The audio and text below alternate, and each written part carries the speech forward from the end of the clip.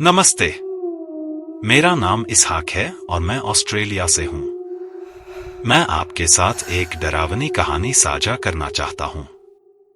जब मैं किशोर था तो एक दोस्त हमारे स्कूल की छुट्टी के दौरान रात बिताने के लिए आया था। हमने सोचा कि डिंग डोंग डिच नामक खेल खेलना मजेदार होगा। इसका मतलब था कि हम लोगों के घरों में घुस जाते, उनके दरवाजे खटखटाते या घंटी बजाते और फिर भागकर छिप जाते। उस समय हमारी उम्र के बच्चे यही करना पसंद करते थे। एक खेल खेलने के बाद जिसमें हम कुछ घरों में घंटी बजाते और भाग जाते, हमें एक छोटी पहाड़ी पर एक बहुत पुराना और गंदा दिखने वाला घर मिला। घर तक जाने के लिए एक रास्ता था और उसके सामने एक ग्रे एसयूवी खड़ी थी।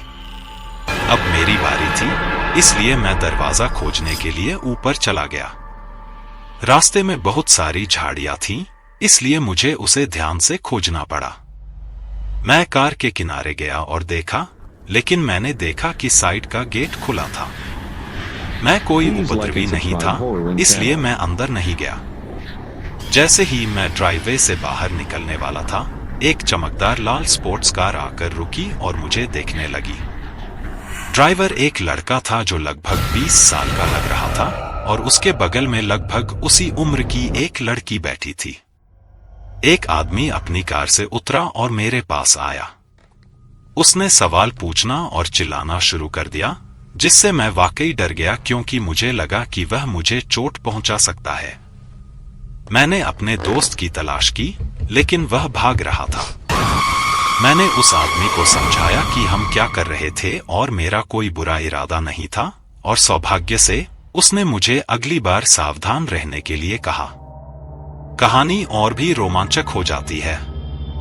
एक हफ्ते बाद मैं एक पार्क के पास अपनी बाइक चला रहा था और अंदाजा लगाइए क्या हुआ।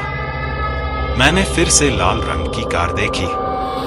मैं उसके ठीक सामने से चला, इसलिए मुझे पता था कि कार में बैठे व्यक्ति ने भी मुझे देख लिया है।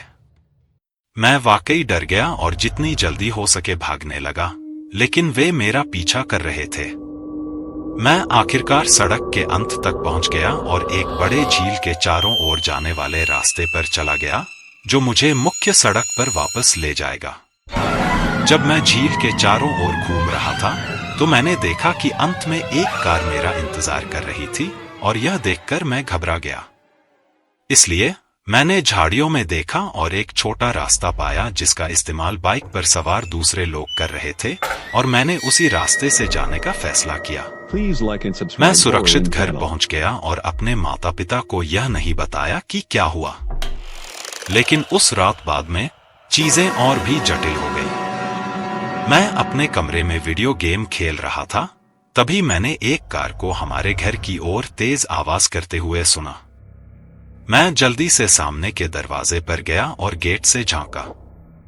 मैंने ड्राइवर को कार से बाहर निकलते देखा, और यह वही व्यक्ति था जिसे मैंने पहले पार्क में देखा था।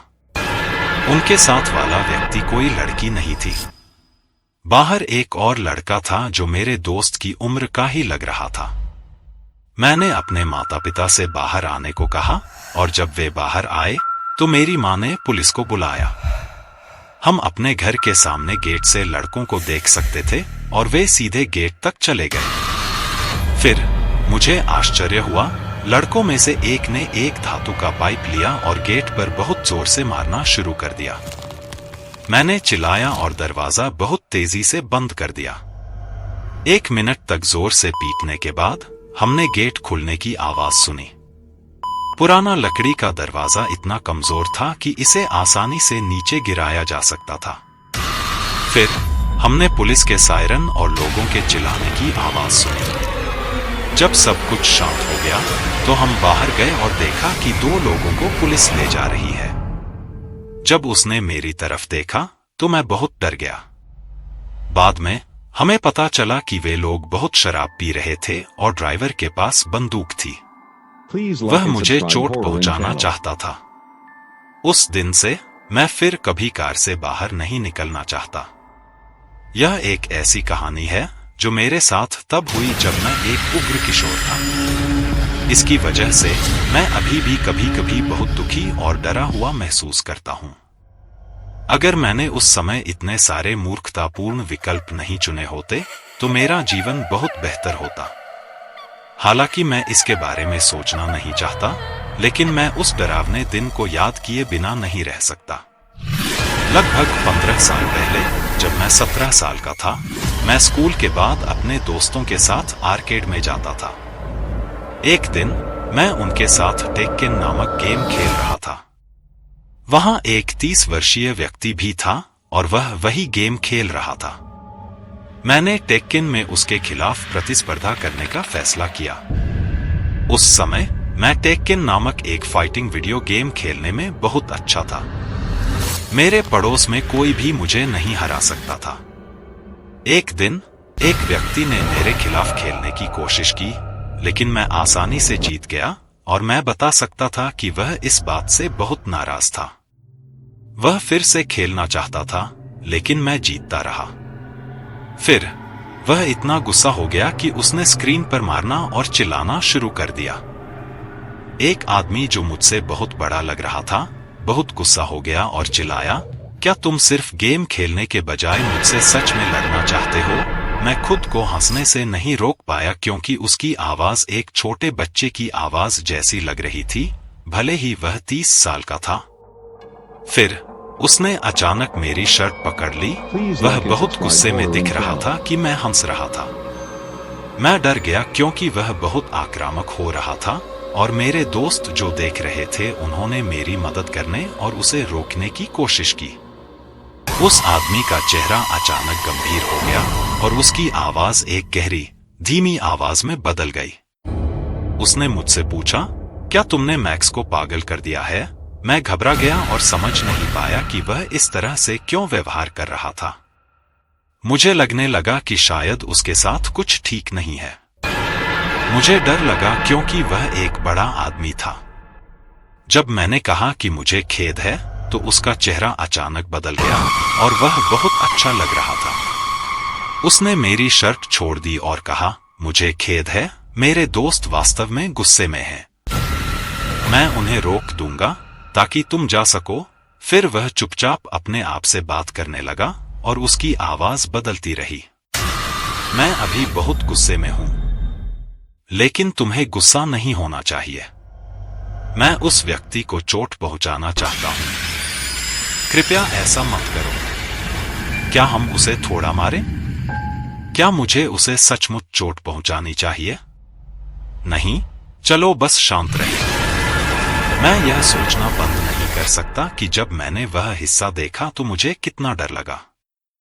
मैं आर्केड छोड़ने ही वाला था कि अचानक वह आदमी चिल्लाया, तुम कहां जा रहे हो, मतलबी? मैक्स तुम्हारी वजह से बहुत दुखी है। चलो टेक्केन का एक और गेम खेलते हैं। जब मैं मुड़ा तो मुझे एक लड़के को आंखों में आंसू लिए दौड़ते हुए देखकर आश्चर्य हुआ। मैंने चिल्लाया और वह मुझ पर कूद पड़ा, मुझे मारने की कोशिश कर रहा था। मैंने उसे मुश्किल से रोका, लेकिन वह नहीं रुका। फिर मेरे कुछ दोस्त आए और मेरी मदद करने लगे और मैंने किसी को यह कहते हुए सुना कि वे पुलिस को बुला रहे हैं। मुझे मौका मिलते ही वहां से निकल जाना चाहिए था, लेकिन मैं बहुत छोटा था और मैंने सही विकल्प नहीं चुना। मैं बहुत गुस्से में आ गया और उसे वापस मारा। वह नीचे गिर गया और थोड़ी देर तक हिलता डुलता नहीं रहा। जब वह उठा तो वह ऐसी भाषा में चिल्लाने लगा जिसे मैं समझ नहीं पाया। फिर वह अचानक मेरे दोस्त फ्रैंक पर कूद पड़ा और उसे धक्का दे दिया। फ्रैंक पीछे की ओर गिरा, उसका सिर गेम कंसोल से टकराया और वह जमीन पर गिर गया। मैंने देखा कि उसके सिर से खून बह रहा था। मैं डर गया और जम गया। फिर वह आदमी अचानक एक महिला की आवाज में चिल्लाया, सब लोग कृपया रुकें। क्या आप वापस जेल जाना चाहते हैं? फिर उसने मेरी ओर इशारा किया और एक गहरी पुरुष आवाज में कहा, हमें उसे मारना होगा। मैक्स वास्तव में परेशान हो गया और रोने लगा। फिर एक आदमी चीनी भाषा में चिल्लाने लगा और इधर-उधर देखने लगा जैसे वह कुछ खोज रहा हो। मुझे डर लगा और मैं अपने दोस्तों के करीब ही रहा। वह आदमी फिर से ऊंची आवाज में चिल्लाया, कह रहा था कि शाहाओ नाम का कोई व्यक्ति चाकू ढूंढ रहा है और वह तुम्हें चाकू से काट देगा। यह आदमी एक ऐसी जगह पर काम करता था जहां मांस काटा जाता था, इसलिए यह डरावना लग रहा था। हम 7 लोग हैं। क्या आपको लगता है कि आप हम सभी से जीत सकते हैं? कुछ समय बाद पुलिस आई और वह आदमी कम क्रोधित दिखाई दिया। उसने पुलिस से सौम्य तरीके से बात की। पुलिस ने उसे देखा और सोचा कि वह अच्छा लग रहा है, इसलिए उन्होंने हमसे पूछा कि क्या वह वास्तव में बुरा है, और उन्हें विश्वास करना मुश्किल था कि वह ऐसा हो सकता है। बहुत से लोगों ने देखा कि क्या हुआ, इसलिए उस आदमी को गिरफ्तार कर लिया गया। मैं भी इस बारे में बात करने के लिए पुलिस स्टेशन गया। जब मैं वहां था तो वह आदमी पुलिस के सामने अच्छा बनने की कोशिश कर रहा था, इसलिए मैं यह नहीं बता सका कि वह वास्तव में अच्छा था या सिर्फ दिखावा कर रहा था। उस दिन के बाद मैंने कभी भी आर्केड में नहीं जाने का फैसला किया और गेम खेलना पूरी तरह से बंद कर दिया। मैं वास्तव में बहुत बीमार हो गया क्योंकि मैं अपने दोस्त के साथ जो हुआ उसके बारे में बहुत चिंतित और दुखी था। मैं सोचता रहा कि वह आदमी वास्तव में कौन था। क्या उसने जो कहा और किया वह सच में था? नमस्ते अवंसी, मुझे आपका चैनल और आपकी सभी मजेदार कहानियां बहुत पसंद हैं। मैं आपको एक ऐसी बात बताना चाहता हूं जो मेरी दादी ने अनुभव की थी, मैंने नहीं। वह अभी अभी हमारे साथ रहने आई है और उसने अपने साथ हुई डरावनी घटनाओं के बारे में कुछ मजेदार कहानियां साझा की हैं। उनमें से एक कहानी 1974 में नाइजीरिया के अनाम्ब्रा राज्य नामक स्थान पर घटी थी। मेरी दादी 40 वर्ष की थी जब शनिवार को कुछ महत्वपूर्ण घटना घटी। उन्हें अस्पताल से फोन आया। एक नर्स ने उन्हें बताया कि उनकी बेटी, मेरी मौसी, को बच्चा होने वाला है और उन्हें तुरंत आने की जरूरत है। हालांकि बाहर बारिश हो रही थी, फिर भी मेरी दादी जल्दी से अस्पताल चली गई क्योंकि यह बहुत महत्वपूर्ण था। उसने बताया कि अस्पताल उसके घर से 15 मिनट की पैदल दूरी पर था। जब वह वहां चल रही थी तो तेज बारिश होने लगी। सड़कें खाली थीं और पानी से भरी हुई थी। आसपास कोई कार नहीं थी। मेरी दादी ने मुझे बताया कि उन्हें पानी में चलने से डर लगता था क्योंकि यह खतरनाक हो सकता था। वह अपनी बेटी को अस्पताल में नहीं छोड़ना चाहती थी, लेकिन उसे नहीं पता था कि क्या करना है। वह सड़क के किनारे खड़ी थी, उलझन में थी। तभी अचानक उसके बगल में एक सफेद वैन दिखाई दी। वह वास्तव में हैरान थी क्योंकि उसने आसपास कोई और कार नहीं देखी थी। वैन में एक आदमी सुरक्षा गार्ड की वर्दी पहने हुए था। उसने एक लड़की से पूछा कि वह कहाँ जा रही है और उसने कहा कि उसे पास के अस्पताल जाना है। उस आदमी ने उसे अंदर जाने के लिए कहा, इसलिए वह चली गई। जब वे अस्पताल पहुंचे तो वह वैन से बाहर निकली, उस आदमी को धन्यवाद दिया और अस्पताल के दरवाजे की ओर चल दी। जब वह अस्पताल पहुंची तो उसने अपनी सहेली को देखा जो यह सुनकर आई थी कि मेरी चाची को बच्चा होने वाला है। उसकी सहेली उसे देखकर हैरान हो गई और उसने पूछा कि वह भारी बारिश में वहां कैसे पहुंची। मेरी दादी ने बताया कि कोई इतना दयालु था कि उसे वहां पहुंचाया। फिर उसने उस सड़क की ओर देखा जहां वैन होनी चाहिए थी।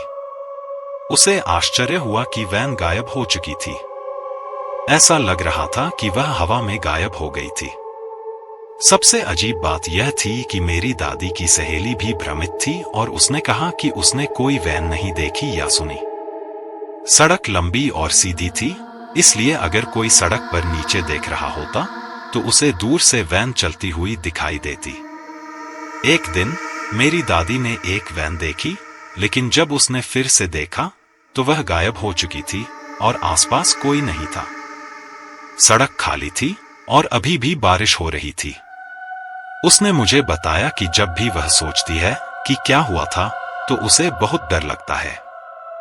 अब भी वह नहीं जानती कि वह आदमी कौन था, वैन कहां से आई थी या उसने उस बरसात के दिन उसे अस्पताल पहुंचाने में कैसे मदद की।